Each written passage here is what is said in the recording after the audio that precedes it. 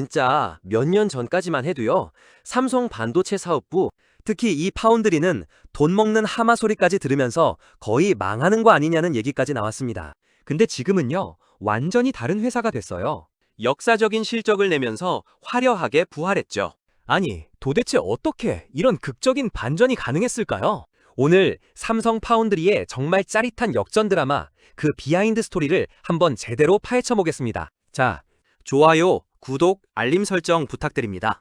영상 제작에 큰 도움이 됩니다. 이 숫자 좀 보세요.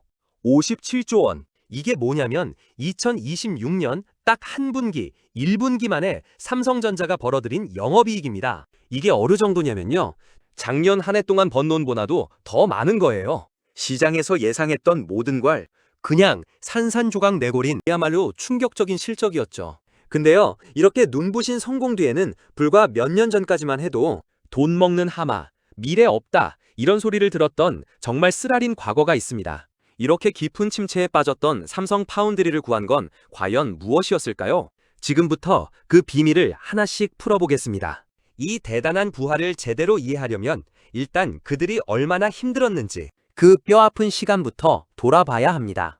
2021년부터 2024년까지 업계에서 암흑기라고 불렸던 그 시절, 삼성의 신뢰가 어떻게 와르르 무너져 내렸는지 한번 보시죠. 당시 시장 상황이 이 그래프 하나면 그냥 딱 설명됩니다. 저기 보세요. 절대강자 TSM 시장의 3분의 2를 그냥 혼자 다 먹고 있을 때 삼성의 점유율은 7.3%라는 정말 말도 안 되는 수치까지 떨어졌던 거예요. 격차가 거의 60%포인트 이상 벌어진 거죠. 이건 뭐 따라잡는 게 불가능해 보일 정도였습니다. 이 모든 위기의 시작은 바로 기술 문제였어요. 당시 최첨단 기술이었던 4나노 공정에서 아주 치명적인 문제가 터진 겁니다. 완성된 칩 중에서 쓸만한 제품의 비율, 이걸 수율이라고 하는데요. 이게 고작 30%대였던 거예요. 쉽게 말해서 100개를 만들면 70개는 그냥 버려야 했다는 거죠. 이게 말이 되나요?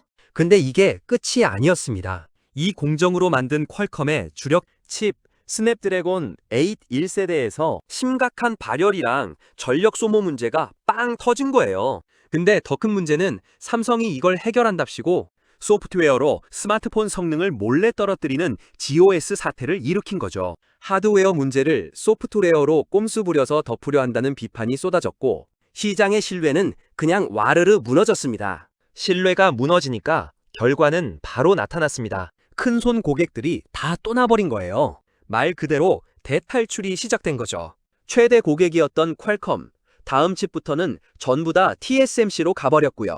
AI 칩의 왕 엔비디아마저도 신형 그래픽카드랑 AI 칩 생산을 몽땅 TSMC에 맡겨버렸습니다. 그때 시장에서 무슨 말이 돌았냐면요, 바로 이겁니다. 삼성 칩은 성능이 안 나와. 물건 만드는 회사한테 이보다 더 끔찍한 말이 어디 있겠어요? 삼성 파운드리는 그렇게 시장에서 완전히 고립되어 가고 있었습니다.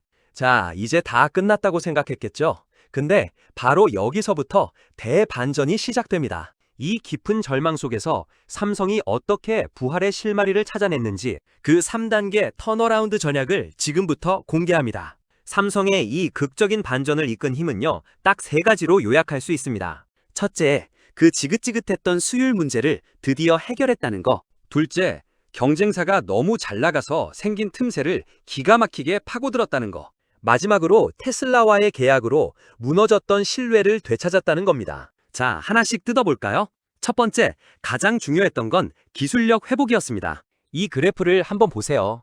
차세대 기술인 GAA 공정 수율이 2022년 20%대에서 2026년에는 60%를 넘어섭니다. 이 60%라는 숫자가 진짜 중요한데 이게 바로 고객사들이 이제 믿고 맡길 수 있겠다 하고 판단하는 일종의 손익분기점이거든요. 드디어 기본기를 회복하고 다시 경쟁의 출발선에 선 겁니다. 자, 두 번째 키는요, 약간 운도 따라줬어요. 아주 절묘한 타이밍에 외부에서 기회가 찾아온 거죠. 이게 진짜 아이러니한데 경쟁사인 TSMC가 너무 잘 나간 덕분이었습니다. AI 칩 성능을 끌어올리는 코워스 같은 첨단 패키징 기술에서 이 차트를 보시면 엔비디아가 TSMC 생산 라인의 70%를 그냥 다 가져가 버린 거예요. 그러니까 TSMC 공장은 주문이 너무 밀려서 꽉 막혀버렸고, 다른 회사들은 AI 칩을 만들고 싶어도 줄 서서 한참 기다려야 하는 상황이 된 거죠. 상황이 이렇게 되니까 TSMC한테 칩을 받으려면 6개월 이상 기다려야 하고, 가격은 계속 오르고 애플이나 엔비디아 같은 회사들 입장에선 불안해지기 시작한 거죠. 한 군데만 믿고 가다간 큰일 나겠다 싶었던 거예요. 공급망을 안정시키기 위해 다른 업체를 찾기 시작했고, 시장에서 TSMC의 유일한 대안은 그렇죠, 바로 삼성이었습니다. 그리고 마지막 세 번째, 이 부활 드라마의 하이라이트죠. 바로 테슬라와의 초대형 계약입니다. 여러분, 자동차에 들어가는 반도체는요, 진짜 장난이 아니에요. 사람 목숨이 달린 거라 그 어떤 칩보다도 완벽한 신뢰도가 생명이거든요. 그런 테슬라의 핵심 자율주행 칩을 삼성이 따냈다는 이 사실 하나가 삼성은 믿을 수 없다는 과거의 오명을 단번에 씻어버린 시장을 향한 가장 강력한 증거가 된 겁니다. 삼성 파운드리가 살아났다는 게 그냥 삼성전자 하나만 좋은 일이 아니에요.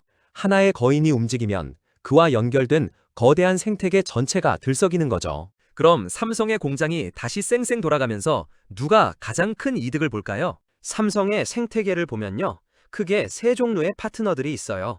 먼저 반도체 설계도의 핵심 부품, 그러니까 레고 블럭 같은 걸 제공하는 IP 회사, 그리고 그 설계를 삼성 공정에 딱 맞게 다듬어주는 DSP, 즉 디자인 파트너. 마지막으로 실제 칩을 만들 때 필요한 재료를 대주는 소재 부품 회사입니다. 삼성 공장이 바빠지면 이 회사들 실적도 같이 올라가는 구조예요. 그럼 이 중에서 누가 제일 큰 이득을 볼까요? 바로 IP 회사들입니다. 별 3개짜리죠. 이게 왜냐면요, IP라는 건 특정 공정에 맞춰서 개발되기 때문에 다른 걸로 바꿀 수가 없어요. 고객이 삼성 5나노 공정을 쓰기로 하면 무조건 삼성 5나노용 IP를 쌓아야 하는 거죠. 한번 제대로 만들어두면 그 다음부터는 거의 추가 비용 없이 계속 팔 수 있어서 매출이 늘어나는 게 거의 그대로 이익으로 연결되는 엄청난 구조인 겁니다. 그 다음 별 2개짜리 바로 소재 부품 회사들입니다.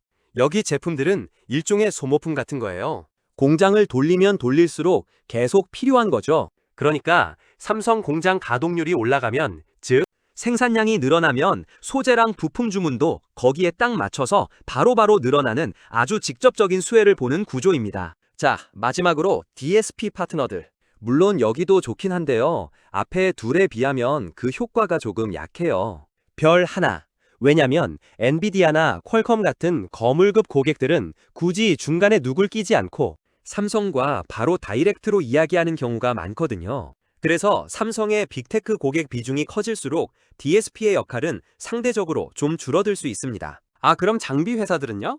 여기는 좀 기다려야 합니다. 이 타임라인을 보시면 딱 감이 오실 거예요. 장비 회사들은 수혜를 가장 마지막에 받습니다. 공장이 좀 바빠졌다고 바로 새 기계를 사지는 않잖아요. 기존에 있는 걸로 90% 이상 꽉꽉 채워서 돌리다가 정말 더 이상 안 될 때, 바로 그때 가서야 아, 공장 하나 더 짓자 하면서 장비를 대규모로 주문하는 거죠. 그러니까 돈을 벌기까지 시간이 꽤 걸리는 셈입니다. 정말 벼랑 끝에서 기적처럼 돌아온 삼성 파운드리. 기술의 실패는 기술로 만회했고 무너진 신뢰는 실력으로 되찾았습니다. 하지만 AI 시대의 패권을 차지하기 위한 진짜 경쟁은 이제 막 시작됐을 뿐입니다. 과연 삼성이 이 기세를 몰아서 거인 TSMC를 정말로 위협할 수 있을까요? 아니면 또다시 위기에 부딪히게 될까요? 그 해답은 앞으로 삼성이 내놓을 다음 세대 칩이 말해주게 될 겁니다.